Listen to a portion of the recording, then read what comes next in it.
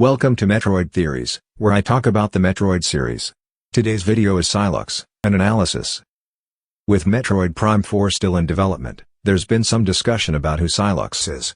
The reason for this is because it's likely that he'll be the main antagonist, given his appearances in Metroid Prime Hunters, the ending of Metroid Prime 3 Corruption, and the ending of Metroid Prime Federation Force. Two possible identities for Sylux have been proposed, either being Ian Malkovich, the brother of Adam Malkovich, or Samus's long-lost brother. In this video, I'll provide reasons as to why I don't think Sylux is either Ian, nor a long-lost brother of Samus, and introduce two different views. The first will connect both Samus and Sylux in a unique way, while the second will present a possible character from a previous Metroid game. Given the current information about Sylux, I suspect the former view is probably the case. I also believe this view is conservative and parsimonious compared to the other theories. According to the Hunter's Manual, Sylux is a resourceful tracker, and a deadly sharpshooter who harbors an intense hatred for the Galactic Federation and for Samus Aran for assisting the Galactic Federation in the past. This hatred for the Federation and Samus is reiterated by other sources. Sylux also possesses stolen technology from the Federation and is skilled in scouting and firearms. It's typical for those who explore the details about Sylux to focus mostly on his hatred for the Federation and Samus, as well as the fact that he's stolen Federation technology, but it seems the other details about his skills are ignored. I wish to delve into these details to perhaps gain a better understanding of who Sylux is, and perhaps who he was. In doing so, I can then match the data with each theory and introduce a more probable view. Sylux is described as a resourceful tracker. He is experienced in espionage skills such as scouting and tracking. Tracking is somewhat like scouting in that the tracker is seeking to understand the area and the quarry, namely the Federation and Samus. Ironically, this would mean Samus, referred to as the Hunter by the space pirates, is being hunted. Tracking requires stealth, which Sylux appears to be skilled in, since he's avoided both Samus's and the Federation's detection. While Sylux is noted for his espionage skills, scouting, also known as reconnaissance, isn't an espionage skill. Espionage and scouting are different. It could be that scouting is a hypernym of espionage in this regard. Although Sylux has currently only been seen acting on his own volition, it's curious if he's working alone or with others, given that spies and scouts work for others. Whatever the case may be, these skills suggest a good probability that Sylux formerly worked for the Federation military. Another detail that supports the notion that Sylux previously worked for the Federation military is the fact that he's a deadly sharpshooter and a skilled marksman. While both terms are treated as synonymous, the military usage makes a distinction, regarding sharpshooter as a higher level than marksman. Expert is regarded as a level higher than sharpshooter. At the very least, it could be that Sylux was a designated marksman or had a similar role. Sylux's power suit and its alternative form, the Lockjaw, and the Delano 7 are stolen Federation prototypes. It's unknown if his firearm, the shock coil, is stolen, although it probably is. Rather, it's described as experimental and abandoned technology. Even though Sylux is skilled in espionage and scouting, it just might be that he was aware of these technologies and used his skills to steal them. There might be a twofold purpose for having stolen Federation technology. First, this allows Sylux to deal with the Federation by using their technology against them. Second, it allows him to put himself presumably on an equal footing with Samus. There seems to be a desire to surpass Samus, however, such is the case when he sought the ultimate power. According to the Metroid Prime Hunters official Nintendo Player's Guide, Sylux believed this power would be of great help against her. Because the ultimate power was nothing more than a ruse, it seems Sylux's next option was to steal an ultimate warrior, that is, a Metroid from a Federation research station. While it's unclear as to what Sylux plans to do with the Metroid, this may lead to the events of Metroid Samus Returns. By stealing a Metroid, not from a deep space research vessel out in space like the space pirates had, but from a research station, Sylux sets himself as a threat closer to home. It's noted that Sylux's hatred for Samus is due to her association with the Federation. Why he hates the Federation is currently unknown, but in recent interviews, it appears there's more to his hatred towards Samus. In a 2015 interview with Kensuke Tanabe, Tanabe tells then employee of IGN, Jose Otero, that Sylux is actually chasing after Samus at the end of Corruption. He also states, there's something going on between them. In another interview with US Gamer regarding the backlash Federation Force received, Tanabe tells USG contributor, Jeremy Parrish, While I still don't have a concrete idea on how many games that could be involving between these two, there's something relating to Sylux that has made Sylux hate Samus. So in that way, it might be backtracking a bit in the timeline to explain that a little bit, to clarify what is going to happen between the two of them. In the introduction to Hunters, the first hunter to be shown is Sylux. To the top right of the bottom screen on the Nintendo DS, it says that his species is unknown, and that his origin is Sylosis. Although his species is stated to be unknown, it's presumed to be Homo sapiens, that is, human. There are few details that seem to support this notion, but it isn't definitive. First, the Federation appears to be mostly composed of humans, or this race has been the focus compared to the other alien races. Because humans have been seen more often compared to other races in the Federation, it seems more probable that the power suit Sylux wears was meant to be worn by a human subject. Second, Sylux has two human-like features, such as the shape of his head and the fact that he has hands that appear human. Someone could object by noting that Weevil's head and hands appear human-like, yet he's not a human. Another could counter by stating that Weevil is a space pirate, and the reason why his head and hands appear human is because he's a cyborg. However, other hunters like Candon or Gandrata have heads and hands similar to that of humans. Even though Gandrata can shapeshift, her unaltered form still has the features of a human. Sylux may not be a human, since his roar at the introduction of Hunters doesn't sound human, and his origins is Sylosis. One can object to these, of course. His roar could be for dramatic effect, and his origins could be Sylosis, simply because this is where the Federation Marines first encountered him. However, to treat his origins in this manner assumes that the Hunter's introduction is like a source from the Federation database. Now, to the first theory. Is Sylux Ian Malkovich? To my knowledge, the first person to theorize this is the Metroid trainer. He presents details about Sylux that he believes matches Ian himself. These include being a human male, former employment with the Federation, knowledge of Federation experimental technology, and a history with Samus. I will present 4 pieces of evidence as to why this theory doesn't hold water. When Ian was killed in the drive unit, he was under the command of his brother, Adam Malkovich. Although Ian could have been part of the Federation Marine Corps, he would have been part of the Federation Army at the time of his death.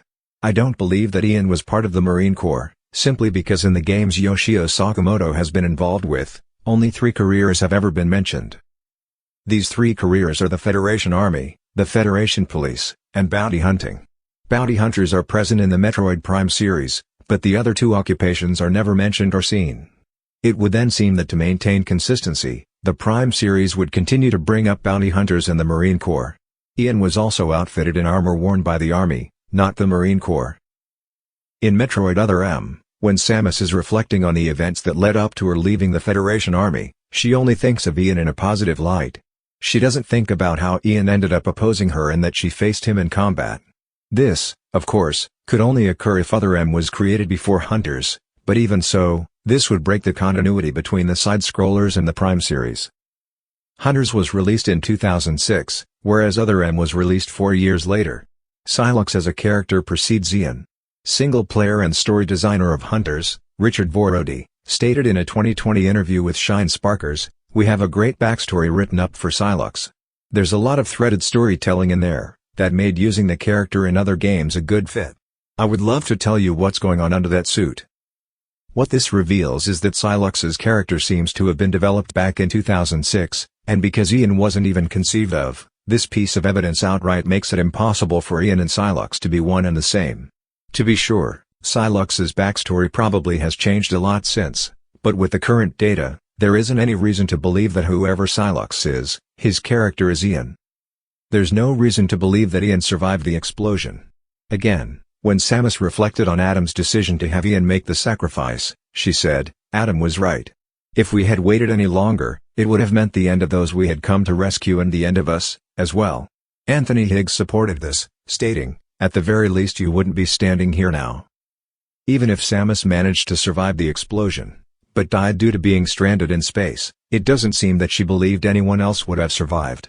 If no one else would have survived in spite of being further away from the drive unit, there's no reason to believe Ian would have survived at the epicenter.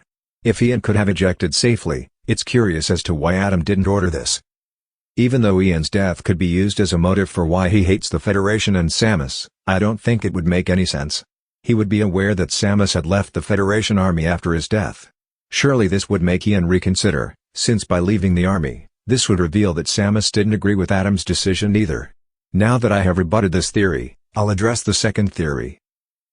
I don't know who first proposed the notion that Sylux is Samus's long-lost brother, but the earliest, non-canonical source where Samus would have had a younger brother was first seen from Blood of the Chozo, which was mentioned in Volume 84 of Nintendo Power. Samus's brother was named Solomon. While I would dismiss this simply on the lack of evidence, a YouTuber named MacIntyre produced an interesting theory. It is because of MacIntyre's theory that I had recently been inspired to develop a theory of my own regarding Sylux, and in the process of doing so, I found myself coming up with two theories. For now, I'll cover MacIntyre's theory and address my problems with it. I'll also present my third theory, which maintains some of what MacIntyre presented, but I have expanded on it through my own analysis.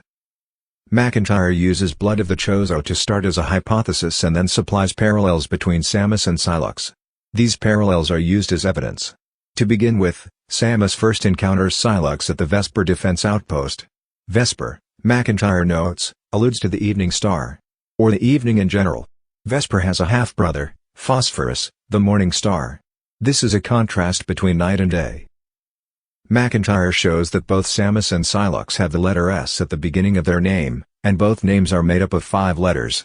He notes that Sylux's name can be broken into 2 parts, Sy and Lux, where Lux refers to the SI unit of illuminance, and Sy is a suffix, which he says can be used mockingly. Thus, the name Sylux, MacIntyre reasons, is essentially mocking the light. MacIntyre believes that if Sylux is mocking the light, then Samus represents the light. He refers to the Chozo lore in Metroid Prime, Prophecy of Light, where Samus represents that light. Another parallel that is made is the fact that the shock coil's symbol is like a backwards S, which seems similar to Samus's S logo. With these parallels, MacIntyre believes or at least argues that Sylux might be Samus's brother. Finally, MacIntyre turns his focus on Sylux's ship, the Delano 7. He states that Delano is a French surname, indicating that the bearer was from a place known as Lanu, which is Gaulish, meaning wetland or swamp. He then refers to planet K2L, which he states the same planet holds a wetland and swampy environment. MacIntyre provides a possible reason for why Sylux would hate the Federation, but his theory ends there. While I think this is the best theory I've heard so far about Sylux being Samus's brother, there are parts I don't agree with. First, the most significant detail here is that Sylux is from Sylosis, not K2L. Even though origin can refer to the point or place where something begins, arises, or is derived, this isn't mutually exclusive with a person's social background or ancestry. Each hunter's origins are listed, but none are treated as though that's not where they're born or created from. Noxus's and Trace's species and origins align, but Spire's and Candon's do not. Spire is a Diamond from Mundrius, and Candon is an Enoma from a Sinister laboratory. Candon's origins make more sense with the first definition of origin, but it's not clear if such is the case with Sylux. Sylux and Weevil are the opposite here, in fact. The former's origins is stated, yet Weevil's origins are unknown. Sylux's species is unknown, but Weevil's species is known. I just don't see why the idea of Sylux being born on Sylosis is questioned. If it was important to keep this detail hidden, then the developers could have chosen to regard it as unknown in the same way it was done for Weevil. Regarding Sylux's name, I don't think the suffix, Sy, makes sense. I'm interested in the word lux, which is also Latin for light. If Sy was a prefix, I think I'd be persuaded. After all, Sylux's name isn't Luxy, like cutesy or folksy. And while the Chozo on Talon 4 may have seen Samus as the light, this prophecy applied only in the context of Phazon, not the dissimilarity between Samus and Sylux. The detail about the Delano 7 also doesn't seem to make sense, since it assumes Sylux was the one who named it such. That isn't to say there couldn't be some significance, but in an in-universe context, this would come off as coincidental. Not only that, but MacIntyre doesn't prove that K2L holds a wetland or swampy environment. It could, but I fail to see how this would mean anything. Now, I will present my first theory. MacIntyre argued that through parallels, Samus and Sylux were siblings. However, the evidence he provided can be used as a case for Sylux being the antithesis of Samus. Below, I will present additional parallels that I could think of while I developed my theory. While Sylux being the antithesis of Samus might not seem as interesting as him being her brother, I think you might appreciate my findings. Samus and Sylux are right-handed. It's noticeable with Samus, considering her arm cannon is on the right side, but Sylux is typically shown to be holding the shock coil in his right hand as well. In fact, the secret cutscene where Sylux presumably steals a Metroid shows him using his right hand to gain access where the Metroid is located. Samus uses an arm cannon, whereas Sylux holds his firearm. The way in which his firearm is held appears as though it is an arm cannon. There's more to Samus's and Sylux's name besides both starting with the letter S and being made up of 5 letters.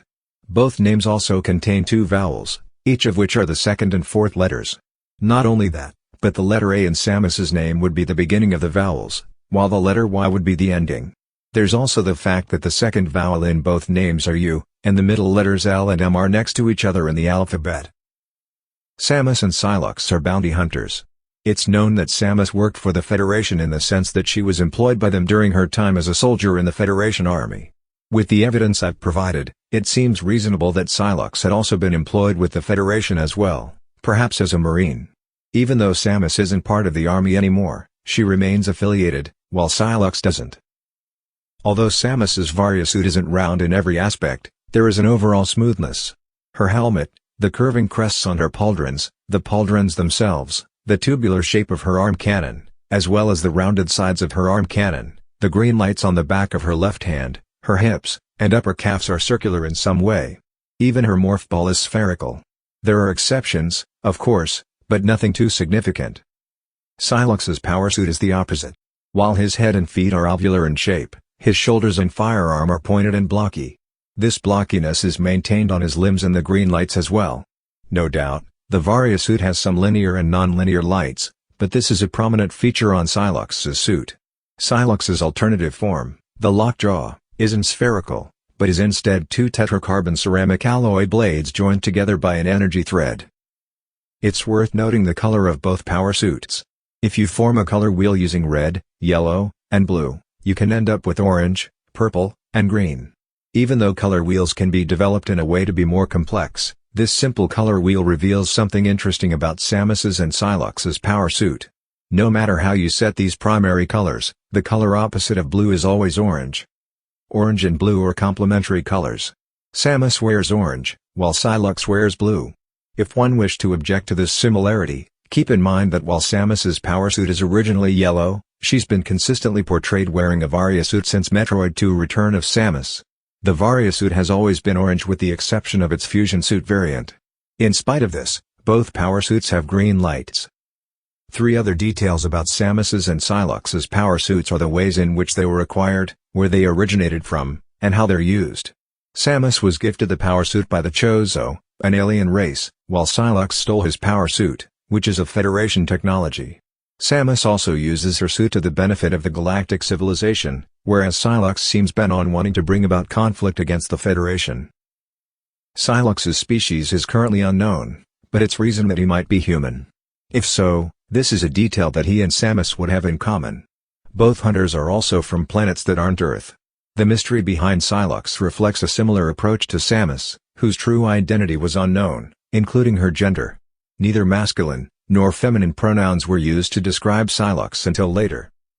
Continuing with the theme of antitheses, I want to present an alternative for Sylux's name. I agree with MacIntyre in that Lux has a kind of significance, but rather than relying on a suffix like Psy, I thought what Psy could mean if it was a prefix instead. Psy is a form of sin, and this prefix can be altered.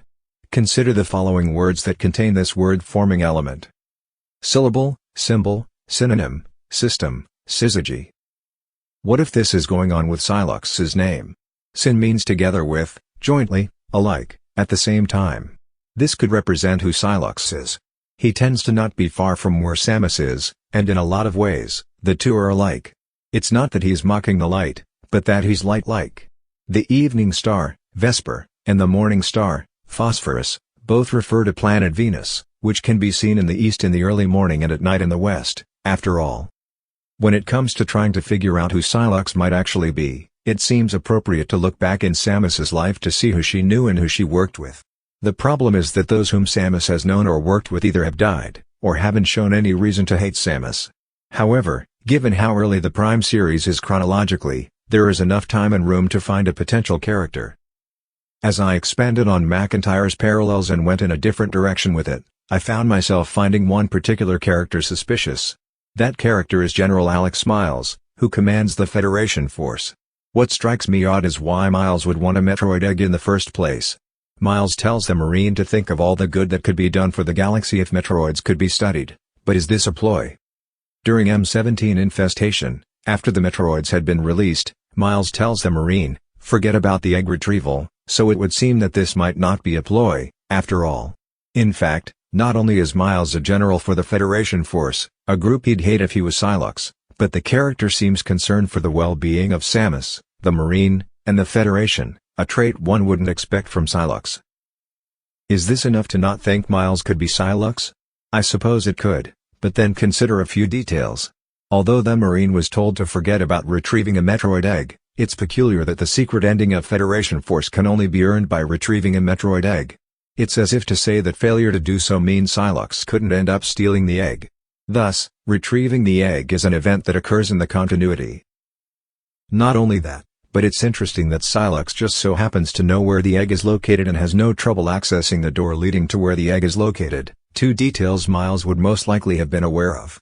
Yes, Sylux is skilled in scouting, but this skill would be from someone who probably had military training, a kind of training Miles most certainly had. If you thought it was enough to have examined Sylux's name, you might be interested in some details I've discovered. To begin, if you consider the number of letters in the English alphabet, you'll find that there are 26 letters.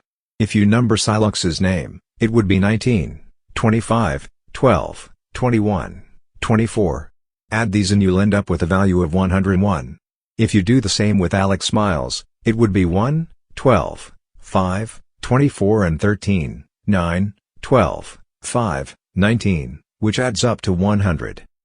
This begins to sound a tad conspiratorial, but you cannot deny how interesting this is. Furthermore, if you compare Miles's full name with Samus's, you'll find that both have 9 letters total. Samus is 5 letters, and Aaron is 4 letters, but Alex is 4 letters and Miles is 5 letters. This would maintain the parallels between Samus and Sylux, and this would also reflect the two as opposites like a mirror image. Samus and Miles happen to have 2 vowels placed in the second and fourth letter, and this is also true of Aaron and Alex, where the vowels are placed in the first and third letter of each name. Now, this doesn't actually prove anything, and perhaps it's coincidental, but it's also very interesting that the names of each character just so happen to share some similarities. At the end of the day, there might not be a true identity to Sylux, and what you see is what you get. His story could end up just being like the Smallville episode, Mercy, where a disgruntled former Luthor Corp employee captured Lionel Luthor and forced him to play these contrived games. The former employee had never been seen or heard of up until this episode, and it may very well be the case here for Sylux.